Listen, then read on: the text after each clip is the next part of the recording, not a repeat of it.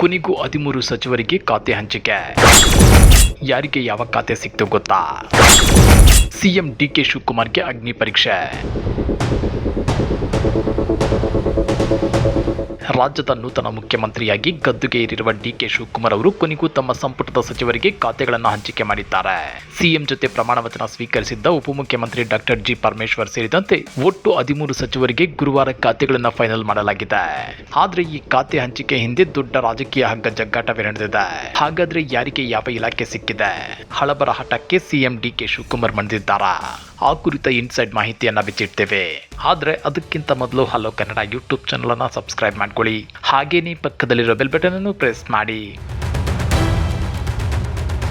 ಖಾತೆ ಹಂಚಿಕೆಯ ಇಂಟ್ರೆಸ್ಟಿಂಗ್ ವಿಷಯ ಏನಪ್ಪಾ ಅಂದ್ರೆ, ಹಿಂದಿನ ಸಿದ್ದರಾಮಯ್ಯ ನೇತೃತ್ವದ ಸರ್ಕಾರದಲ್ಲಿ ಸಚಿವರಾಗಿದ್ದ ಹಲವು ಹಿರಿಯ ನಾಯಕರು ತಮಗೆ ಹಳೆ ಇಲಾಖೆಗಳನ್ನೇ ಕೊಡಬೇಕು ಅಂತ ಸಿಎಂ ಮೇಲೆ ತೀವ್ರ ಒತ್ತಡ ಹೇರಿದ್ರು. ಹಲವು ಪ್ರಮುಖ ಜನಪರ ಯೋಜನೆಗಳು ಬಾಕಿ ಉಳಿದಿವೆ, ಅವುಗಳನ್ನು ಪೂರ್ಣಗೊಳಿಸಲು ನಮಗೆ ಅದೇ ಖಾತೆ ಬೇಕು ಅನ್ನೋದು ಅವರ ವಾದವಾಗಿತ್ತು. ಸದ್ಯಕ್ಕೆ ಸಿಎಂ ಡಿಕೆ ಶಿವಕುಮಾರ್ ಹಿರಿಯರ ಮಾತಿಗೆ ಗೌರವ ಕೊಟ್ಟಂತೆ ಕಾಣುತ್ತಿದ್ದು, ಪ್ರಮುಖರಿಗೆ ಹಳೆ ಖಾತೆಗಳನ್ನೇ ಉಳಿಸಿಕೊಟ್ಟಿದ್ದಾರೆ. ಉದಾಹರಣೆಗೆ ಕೆಜೆ ಜಾರ್ಜ್ ಅವರು ತಮ್ಮ ಪ್ರಭಾವಿ ಇಂಧನ ಇಲಾಖೆಯನ್ನ ಉಳಿಸಿಕೊಳ್ಳುವಲ್ಲಿ ಯಶಸ್ವಿಯಾಗಿದ್ದಾರೆ. ಇನ್ನ ಮಾಜಿ ಸಿಎಂ ಸಿದ್ದರಾಮಯ್ಯನವರ ಆಪ್ತ ವಲಯದ ಭೈರತಿ ಸುರೇಶ್ ಅವರಿಗೆ ಪ್ರಮುಖವಾದ ಸಾರಿಗೆ ಇಲಾಖೆಯ ಜವಾಬ್ದಾರಿ ಸಿಕ್ಕಿದೆ. ಮೊದಲಿಗೆ ಮುಖ್ಯಮಂತ್ರಿ ಡಿಕೆ ಶಿವಕುಮಾರ್ ಅವರು ಅತ್ಯಂತ ಪ್ರಮುಖವಾದ ಹಣಕಾಸು, ಗುಪ್ತಚರ, ಸಹಕಾರ ಹಾಗೂ ಸಿಬ್ಬಂದಿ ಮತ್ತು ಆಡಳಿತ ಸುಧಾರಣೆ ಇಲಾಖೆಗಳನ್ನು ತಮ್ಮ ಬಳಿಗೆ ಇಟ್ಟುಕೊಂಡಿದ್ದಾರೆ. ಇನ್ನು ಉಪಮುಖ್ಯಮಂತ್ರಿ ಡಾಕ್ಟರ್ ಜಿ ಪರಮೇಶ್ವರ್ ಅವರಿಗೆ ಕಂದಾಯ, ಯುವ ಸಬಲೀಕರಣ ಮತ್ತು ಕ್ರೀಡಾ ಇಲಾಖೆಯ ಹೊಣೆ ನೀಡಲಾಗಿದೆ. ಬೆಂಗಳೂರಿನ ಹಿರಿಯ ನಾಯಕ ಕೃಷ್ಣ ಬೈರೇಗೌಡ ಅವರಿಗೆ ಅತ್ಯಂತ ಜವಾಬ್ದಾರಿಯುತ ಬೆಂಗಳೂರು ನಗರಾಭಿವೃದ್ಧಿ ಖಾತೆ ಸಿಕ್ಕಿದೆ. ಪ್ರಿಯಾಂಕ್ ಖರ್ಗೆ ಅವರಿಗೆ ಅತ್ಯಂತ ಪವರ್ಫುಲ್ ಆದ ಗೃಹ ಇಲಾಖೆ ಜೊತೆಗೆ ಐಟಿ-ಬಿಟಿ ಜವಾಬ್ದಾರಿ ವಹಿಸಲಾಗಿದೆ. ಯುವ ನಾಯಕ ಡಾಕ್ಟರ್ ಯತೀಂದ್ರ ಸಿದ್ದರಾಮಯ್ಯನವರಿಗೆ ನಗರಾಭಿವೃದ್ಧಿ ಮತ್ತು ಹಿಂದುಳಿದ ವರ್ಗಗಳ ಕಲ್ಯಾಣ ಇಲಾಖೆ ಲಭಿಸಿದೆ.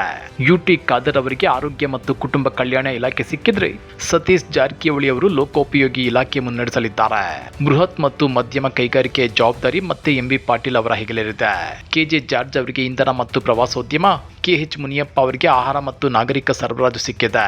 ಇನ್ನ ರಾಮಲಿಂಗ ರೆಡ್ಡಿ ಅವರಿಗೆ ಜಲಸಂಪನ್ಮೂಲ, ಈಶ್ವರ್ ಖಂಡ್ರೆ ಅವರಿಗೆ ಪಂಚಾಯತ್ ರಾಜ್ ಹಾಗೂ ಡಾಕ್ಟರ್ ಶರಣ್ ಪ್ರಕಾಶ್ ಪಾಟೀಲ್ ಅವರಿಗೆ ವೈದ್ಯಕೀಯ ಶಿಕ್ಷಣ ಇಲಾಖೆ ಹಂಚಲಾಗಿದೆ.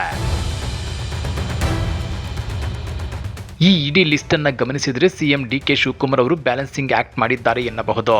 ಹಿರಿಯರಿಗೆ ಹಳೆ ಖಾತೆ ನೀಡಿ ಸಮಾಧಾನ ಪಡಿಸುವುದರ ಜೊತೆಗೆ ಪ್ರಿಯಾಂಕ್ ಖರ್ಗೆ ಅವರಿಗೆ ಗೃಹ ಇಲಾಖೆಯಂತಹ ಅತ್ಯಂತ ಮಹತ್ವದ ಜವಾಬ್ದಾರಿ ನೀಡಿರುವುದು ಹೈಕಮಾಂಡ್ ಮಟ್ಟದ ತಂತ್ರಗಾರಿಕೆಯನ್ನು ತೋರಿಸುತ್ತದೆ.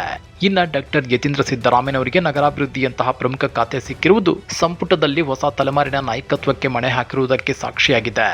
ಹಾಗಾದ್ರೆ ನೂತನ ಮುಖ್ಯಮಂತ್ರಿ ಡಿಕೆ ಶಿವಕುಮಾರ್ ಅವರ ಈ ಖಾತೆ ಹಂಚಿಕೆಯ ಬಗ್ಗೆ ನಿಮ್ಮ ಅಭಿಪ್ರಾಯವೇನು? ಯಾವ ಸಚಿವರಿಗೆ ಸೂಕ್ತ ಖಾತೆ ಸಿಕ್ಕಿದೆ ಅನ್ಸುತ್ತೆ?